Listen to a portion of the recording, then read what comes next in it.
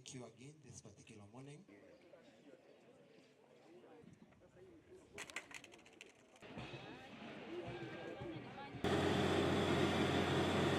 Through this project, Ushiriki Wema, with the support of RFCG, is actively contributing to climate resilience by providing sustainable and localized water solutions.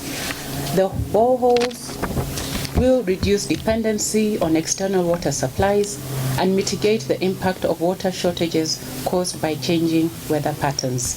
To date, the tree planting and restoration campaign at this great institution has seen over 15,300 exotic, indigenous and fruit tree samplings planted within the college. The nursery currently has 40,000 tree samplings.